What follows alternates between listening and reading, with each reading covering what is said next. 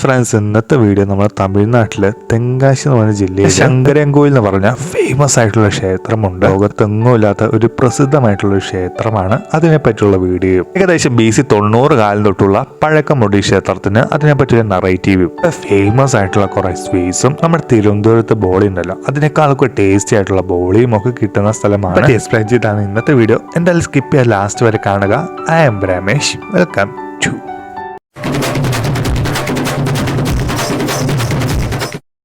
Sorry guys, നമ്മുടെ ക്ഷേത്രത്തിന്റെ അകത്തുള്ള വീഡിയോസ് എടുക്കാൻ കുറച്ച് സാങ്കേതിക ബുദ്ധിമുട്ടുകളുണ്ട്. അമ്പലത്തെ പറ്റി ഒത്തിരി പറയാനുണ്ട്. അപ്പൊ വീഡിയോ കുറച്ച് എടുത്തുള്ളൂ, എടുക്കാൻ സമ്മതിക്കില്ല എന്നാണ് അവർ പറഞ്ഞത്. ഓൾറെഡി നമ്മൾ തിരുവണ്ണാമലൈ ശ്രീവല്ലിപുത്തൂർ ക്ഷേത്രത്തെ പറ്റി ഒരു വീഡിയോ ചെയ്തിട്ടുണ്ട്, അത് കാണുക. ശേഷം ഇത് കാണുക. തമിഴ്നാട്ടിലെ തെങ്കാശി എന്ന് പറഞ്ഞ ജില്ലയില് ശങ്കരൻകോവിലാണ് ഈ ഒരു ക്ഷേത്രം സ്ഥിതി ചെയ്യുന്നത്. BC 90 കാലത്ത് ഉഗ്രസേന എന്ന് പറഞ്ഞ രാജാവ് പണി കഴിപ്പിച്ചതാണ് ഈ ഒരു ക്ഷേത്രം. ഇത് ശരിക്കും ശിവക്ഷേത്രമല്ല, വിഷ്ണു ക്ഷേത്രമല്ല, ശിവശങ്കര ക്ഷേത്രമാണ്. ആദ്യകാലത്ത് ഇതിന്റെ പേര് ശിവശങ്കരൻ കോവിൽ, പിന്നെ അത് പതിച്ച് ശങ്കരൻ കോവിൽ ആയതാണ്. നിങ്ങൾ കണ്ടുകൊണ്ടിരിക്കുന്നത് പോകുന്ന വഴിക്കുള്ള ഒരു കോടതിയാണ്. ശങ്കരേശ്വര ശങ്കരനാരായണൻ ഗോമതി അമ്മ എന്ന് വെച്ചാൽ പാർവതി തന്നെ ഒരു തപസ്വി രൂപത്തിലുള്ള ഒരു പ്രതിഷ്ഠയാണ് ഗോമതി അമ്മ. ക്ഷേത്രത്തിന്റെ അകത്ത് പോകുന്ന വഴിക്ക് കുറെ പൂക്കച്ചവടം, കുറെ മാലയുടെ കച്ചവടം ഒക്കെ ഉണ്ടാവും. താല്പര്യമുള്ളവർക്ക് മേടിക്കാം. ക്ഷേത്രത്തിന്റെ അകത്ത് കയറുന്ന ഒരു എൻട്രൻസ് ആണ്. എന്തായാലും എന്റെ അകത്ത് കയറി എന്റെ വിശേഷങ്ങളും കാര്യങ്ങളൊക്കെ പറയാം. എന്റെ അകത്ത് കയറുമ്പോൾ കുറെ കൽമണ്ഡപങ്ങൾ, വേറൊരു ലോകമാണ് കേട്ടോ. ഇത് ഫുള്ള്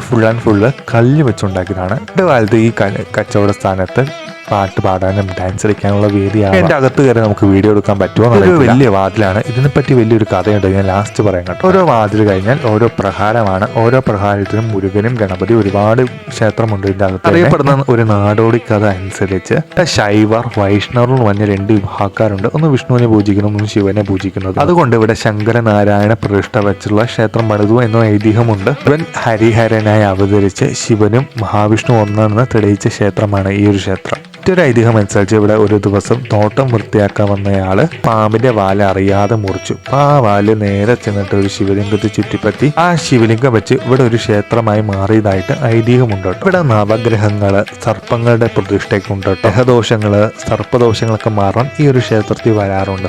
കാലത്ത് ഈ ക്ഷേത്രത്തിന്റെ പേര് വാത്മീകനാഥ ക്ഷേത്രം. വാത്മീക എന്ന് വെച്ചാൽ ചിതൽപുറ്റ്, അതിനെയാണ് വാത്മീക എന്ന് പറയുന്നത്. പണ്ട് യുദ്ധകാലത്ത് ധനം ധാന്യം ജനങ്ങളെല്ലാം സേവ് ചെയ്യുന്നത് ഈ ഒരു അമ്പലത്തിലാണ്. ഇത്രയും വലിയ ഗേറ്റ് ഒരു മനുഷ്യനോട് തുറക്കാൻ പറ്റില്ല. ആന വന്ന് തുറക്കാതിരിക്കാൻ വേണ്ടിയാണ് ഇതുപോലെ പണിതേക്കണത്. 43 മീറ്റർ, അതായത് 469 അടി ഉയരമുണ്ട് ഇവിടുത്തെ ശിവലിംഗത്തിന്. അകത്ത് കയറി പോകുന്ന വഴിക്ക് ഫസ്റ്റ് കാണുന്ന ശില്പമാണ് വീരഭദ്ര ശില്പമാണ് ഇത്. തമിഴ്നാട്ടിൽ എവിടെ പോയാലും ശിവക്ഷേത്രത്തിലും ദേവീക്ഷേത്രത്തിലും വീരഭദ്രന്റെ ശില്പം. അതുപോലെ അമ്പലത്തിനകത്ത് നമുക്ക് വീഡിയോ ഫോട്ടോ ഒന്നും എടുക്കാൻ പറ്റില്ല. അമ്പലത്തിന്റെ പുറകുവശത്തുള്ള കാഴ്ചയാണ് നിങ്ങളിപ്പോൾ കണ്ടുകൊണ്ടിരിക്കുന്നത്.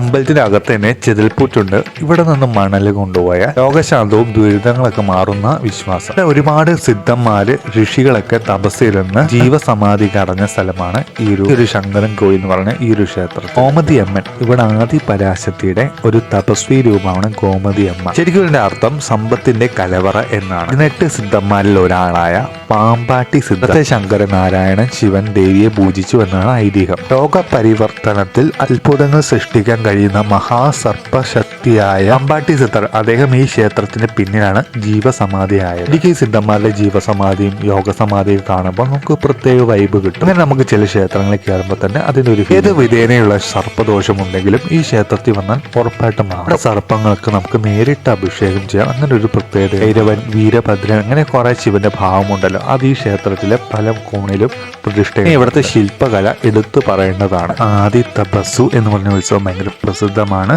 കൂടാതെ ചിത്രമാസോത്സവം, കാർത്തിക മാസോത്സവം 2 രാജാക്കന്മാരുടെ കാലത്ത് തന്നെ ഇവിടെ ഫേമസ് ആണ്. അതുപോലെ കളിപ്പാട്ടം, പൊട്ട്, വള, കമ്മല്, സ്ട്രീറ്റ് ഫുഡ്, തേയിലൊക്കെ കിട്ടുന്ന സൈസ് മുട്ടായാണ് ചീനി മുട്ടായി എന്നൊക്കെ പറയും. റൗണ്ട് ഷേപ്പിലാക്കി അത് ചൂടാക്കിയിട്ട് അന്നത്തെ പഞ്ചസാര ലായനി ഒഴിക്കുന്നതാണ് ഈ ഒരു സ്വീറ്റ്. ഒടുക്കത്തെ ടേസ്റ്റിയാണ്. അമ്പലത്തിന്റെ കിഴക്കേ നട തൊട്ടടുത്ത് തന്നെ A1 സ്ട്രീറ്റ് ഫുഡ് ഉണ്ട്. ഈ ശങ്കരൻകോവിൽ തന്നെ ഫേമസ് ആയിട്ടുള്ള അലുവ, അങ്ങനെ ഒരുപാട് സ്ട്രീറ്റ് ഫുഡ് കിട്ടും. ഞാൻ തിരുവനന്തപുരത്തിന്റെ ബോഡി മാത്രമാണ് ഓർഡർ ചെയ്തത്. ഓരോന്ന് പരീക്ഷിക്കണമെങ്കിൽ തന്നെ ഒരുപാട് സ്ട്രീറ്റ് ഫുഡ് ഉണ്ട്. നമുക്ക് പരിചയമുള്ള ലഡു, ജിലേബി, അതിരസം, ബാദുഷ, മിച്ചർ, അതുള്ള എല്ലാ സ്വീറ്റും തന്നെ ഇവിടെ വിൽക്കുന്നുണ്ട് എന്നാണ് കേട്ടത്. തിരുവനന്തപുരത്തിന്റെ ബോർഡ് അടിപൊളിയാണ്. നമ്മുടെ തിരുവനന്തപുരത്തെ ബോളേക്കാളും ഒക്കെ ഒരുപാട് വ്യത്യാസമുണ്ട്. ഇതിന്റെ അകത്തുള്ള മാവില് ഒരു മീഡിയം കൂടുതൽ തന്നെ ഒരു സ്വീറ്റിന്റെ ടേസ്റ്റ് കിട്ടുന്നുണ്ട്. എക്സ്ട്രാ ആയിട്ട് പായസം ഒഴിക്കേണ്ട അത്രയും സ്വീറ്റിയാണ്. നമ്മുടെ തിരുവനന്തപുരം ബോളി വെച്ച് കമ്പാരിസൺ ചെയ്ത് നോക്കുവാണെങ്കിൽ ഒരുപാട് ടേസ്റ്റിയാണ്. ബോളിക്കകത്ത് എണ്ണമയം ഇല്ല, പക്ഷെ ഇതിനകത്ത് കുറച്ച് എണ്ണമയം കൂടുതലുണ്ട് എന്ന് കരുതി ഭൂരി പോലെ അത്ര എണ്ണയും ഇല്ല.